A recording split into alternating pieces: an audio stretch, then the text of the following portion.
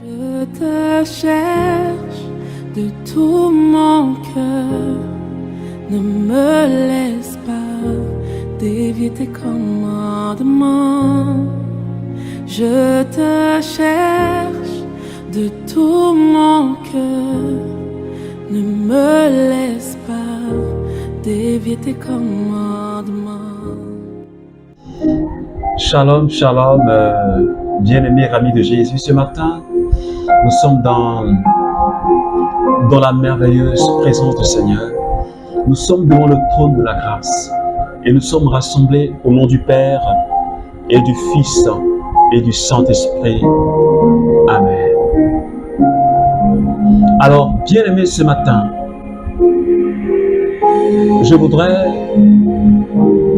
tout simplement t'inviter à célébrer celui qu'on appelle le lion de la tribu de Juda. J'aimerais t'inviter ce matin à élever le nom de celui qu'on appelle le Seigneur des Seigneurs. J'aimerais t'inviter ce matin à élever le nom de celui qui a le nom qui est au-dessus de tous les noms. La personne de Jésus de Nazareth. Lui-même qui a permis que ce matin, nous soyons rassemblés. S'il te plaît, je voudrais que tu lui parles en ce moment précis. Je ne sais pas comment tu t'es réveillé ce matin. Je ne sais pas dans quelles conditions tu t'es réveillé. Je ne sais pas quel est l'état de ton cœur en ce moment précis. Mais peu importe, que tu sois dans la joie ou que tu sois dans la tristesse, que tu vives un moment difficile, je voudrais que tu dises merci à Jésus. Parce que s'il a permis que tu tombes sur cette prière, ce n'est pas fortuit, mais c'est parce que le Seigneur a quelque chose pour nous ce matin. Alors commence à lui dire merci.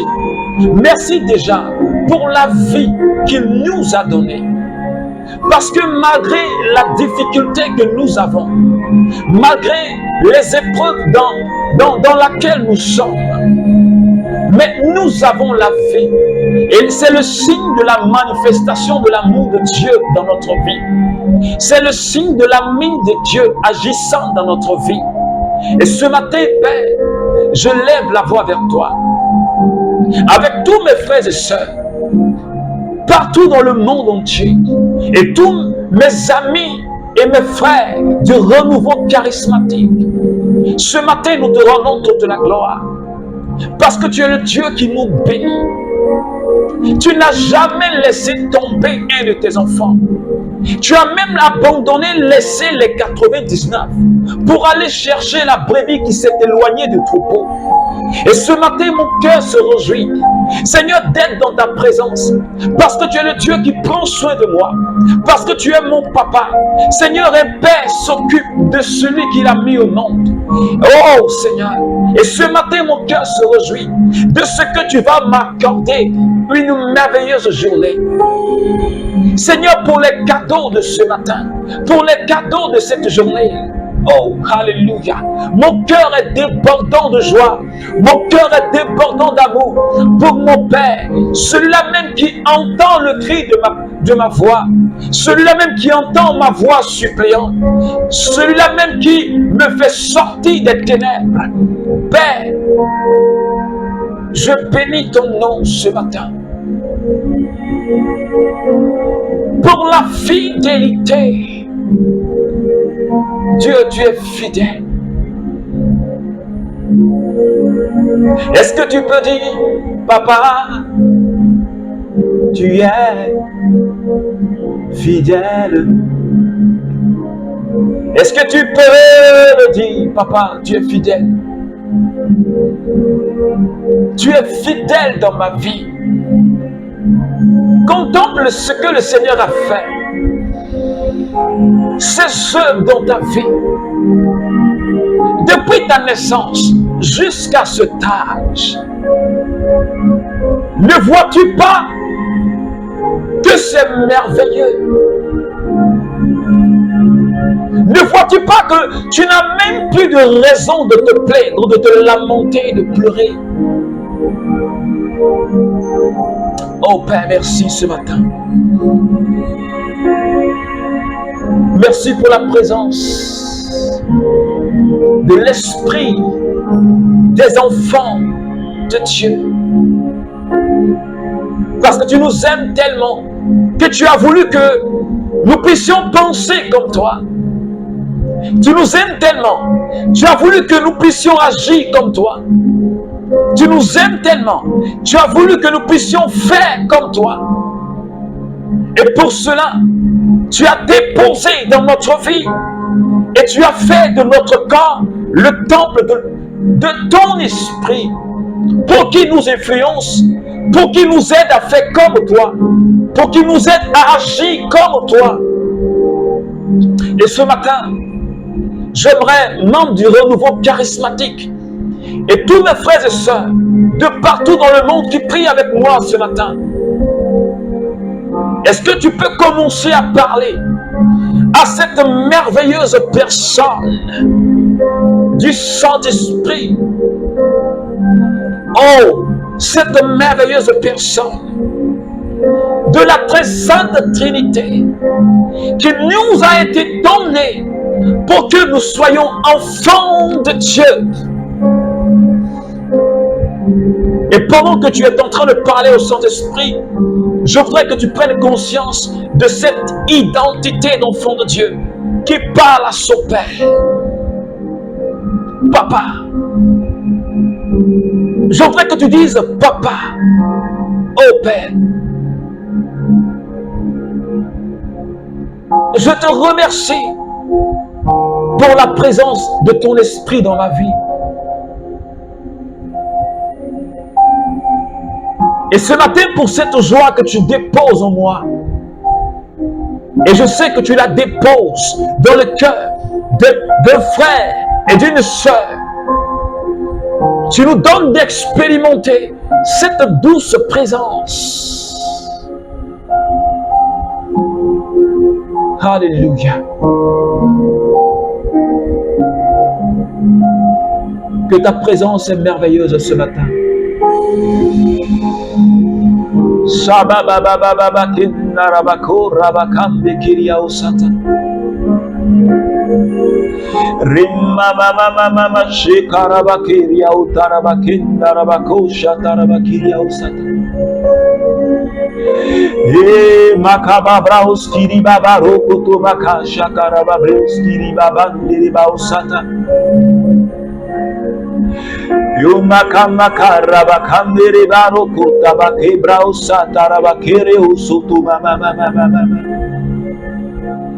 Esprit de Dieu,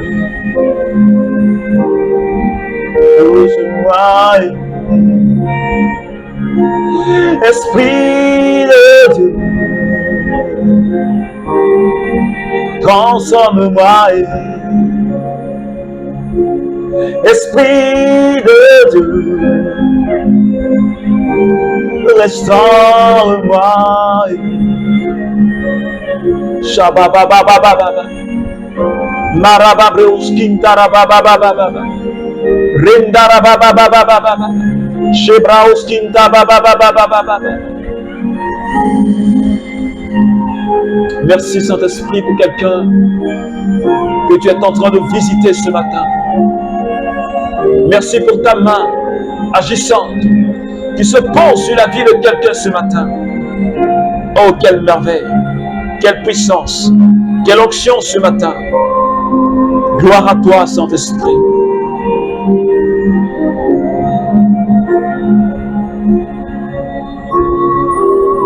Reste dans cette présence.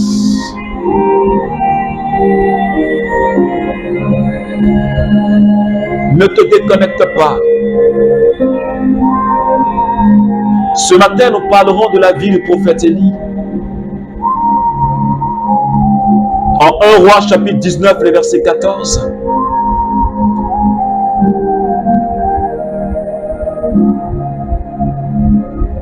Élie dit, je suis rempli de zèle pour le Seigneur, le Dieu de l'univers. Dans d'autres versions, il a dit, je suis passionné pour le Seigneur, le Dieu des puissances. Élie était en mort au rêve parce qu'il était poursuivi par Jézabel qui voulait mettre fin à sa vie. Pourquoi? Parce qu'il avait éliminé les prophètes de Baal. Et il est resté le seul prophète de Dieu. Car les autres avaient été assassinés par Jézabel. Et lui, on cherchait à enlever sa vie. Alors, il s'est enfui et il s'est retrouvé à la montagne de l'Horeb. Et quand il est arrivé, le Seigneur lui dit, mais qu'est-ce que tu es venu faire ici? Et lui répond, je suis rempli de zèle pour toi, Seigneur. Toi, le Dieu des puissances. Ton peuple a abandonné l'alliance. Ils ont démoli tes autels. Ils ont tué tes prophètes par l'épée. Et je suis resté le seul prophète. Et ils cherchent, et l'on cherche à m'enlever la vie.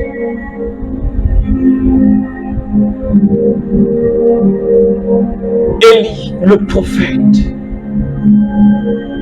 il avait du zèle pour papa. Il avait de l'audace pour papa.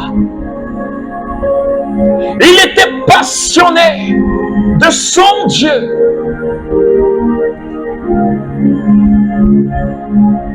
Élie, mon Seigneur, c'est Dieu. Et à cause de sa passion pour Dieu, il est pourchassé par Jézabel. À cause de son zèle pour Dieu, il avait convoqué une rencontre sur le mont, sur la montagne.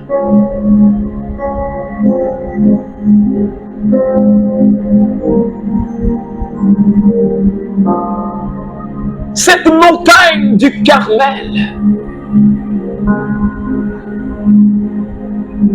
où les 400 prophètes de Baal ont été supprimés par la puissance de Dieu.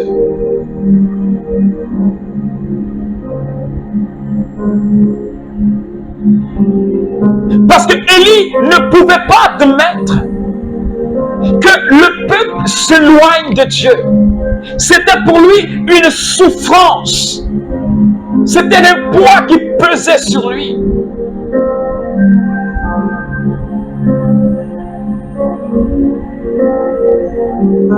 Et il était déterminé à mettre fin à tout ce qui pouvait empêcher le peuple à s'éloigner de Dieu. Parce qu'il avait de la passion pour son Dieu. Parce qu'il se battait pour son Dieu. Parce qu'il avait de l'audace dans le ministère prophétique. Ce matin, membre du renouveau charismatique, le ministère dans lequel tu es, peut-être que tu es dans le ministère louange, peut-être que tu es dans le ministère évangélisation, ou peut-être que tu es dans le ministère intercession. Mais est-ce que tu as de l'audace et du zèle dans ton ministère? Peut-être que tu limites ton ministère seulement dans ton groupe de prière. Si on ne t'a pas désigné en tant que membre de l'évangélisation à conduire ou à faire une exhortation au cours d'une prière, tu ne te donnes pas de moyens pour évangéliser, même dans ton travail. Ton ministère n'est pas limité au groupe de prière. Parce que si tu es réellement passionné de Dieu, tu parleras de Dieu au monde entier. Tu parleras de Dieu à cette jeunesse de ton pays. Et tu prieras pour les nations en tant que membre de l'intercession. Ton ministère ne se limitera pas aux membres du renouveau charismatique, mais elle ira jusqu'aux extrémités de la terre.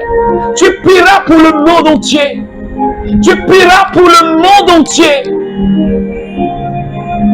Mais est-ce que tu as de l'audace? Parce qu'il te faut de l'audace pour pousser encore loin le bouchon. Il te faut de l'audace. Et Élie était audacieux. Élie était zélé. Il a pris des risques.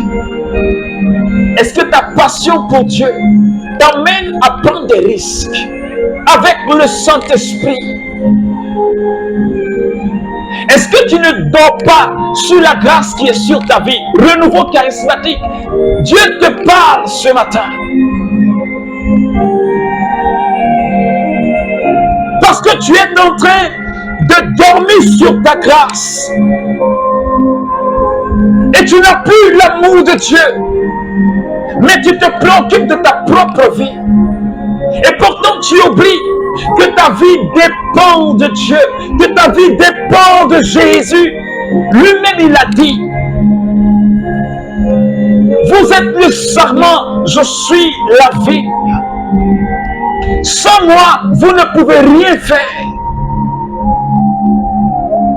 Mais qu'est-ce que tu fais, renouveau?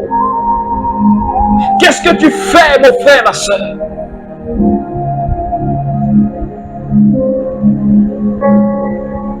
Le zèle que Élie avait lui a coûté beaucoup de choses. Parce qu'il ne pouvait pas se taire devant le peuple qui s'éloignait. Devant le peuple qui avait démoli les autels. Les gens avaient démoli les autels de Dieu. Comme de nos jours, on n'a plus de respect pour le sacré. Et cette jeunesse et ce monde est en train d'aller à sa perte.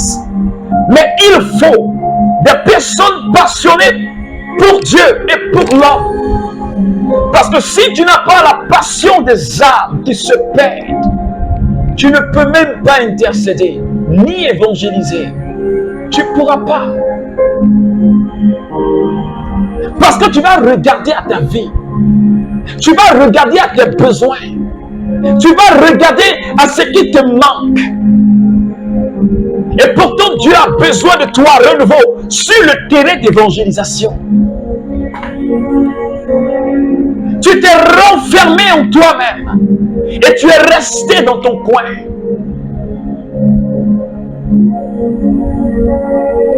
Attristant le Saint-Esprit et faisant dormir en toi la grâce qui est sur toi. Parce que tu regardes. Oui, tu tiens compte du regard des gens. Et tu te laisses influencer par le monde et par ceux de ton entourage. Je sais que ce matin, quelqu'un me comprend.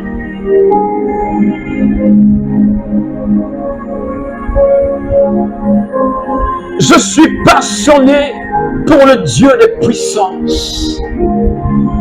Je veux être passionné pour le Dieu des puissances. Regarde un peu les gens de ce monde, les gens qui vivent dans ce monde. Quand ils veulent faire quelque chose, ils le font avec passion, zèle et audace. Et ils le font bien et pleinement. Ils vivent cela pleinement, sans regret. Mais pourquoi toi, qui te dis être renouvelé par le Saint-Esprit, tu ne fais pas tes choses, les choses de Dieu, avec passion, zèle et audace. Et tu ne le fais pas bien. Et pourtant, les gens qui sont dans le monde, ils font bien ce qu'ils font. Mais toi, tu as Dieu, tu as le Saint-Esprit. Mais pourquoi tu n'es pas passionné des choses de Dieu avec le Saint-Esprit? Pourquoi? Et tu es dans ton coin, tu as peur, renouveau. Et tu es dans ton coin, tu as peur. Mais si tu ne te lèves pas, si tu ne te lèves pas, tu ne verras plus les signes au milieu de toi. Si tu ne te lèves pas, tu ne verras pas de signes au milieu de toi. Ainsi parle le Seigneur. Tu ne verras pas de signes au milieu de toi. Ce matin, prions le Seigneur. Est-ce que quelqu'un peut dire, comme Élie, Seigneur, je veux être un passionné, non seulement pour Dieu, mais pour l'homme. Parce qu'Élie souffrait à l'intérieur de lui-même de voir les autels démolis, de voir le peuple abandonner l'alliance. Est-ce que quand tu vois le monde d'aujourd'hui, la jeunesse d'aujourd'hui, qui est en train de mourir sans Jésus, est-ce que tu as mal? Est-ce que tu en souffres renouveau?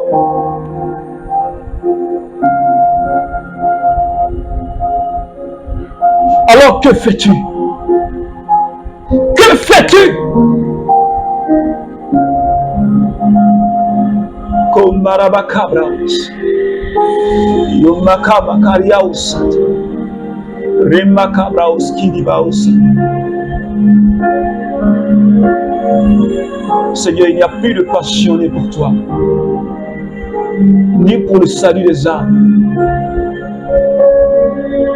Chacun se préoccupe de sa vie. Chacun recherche son bien-être, Seigneur. Papa,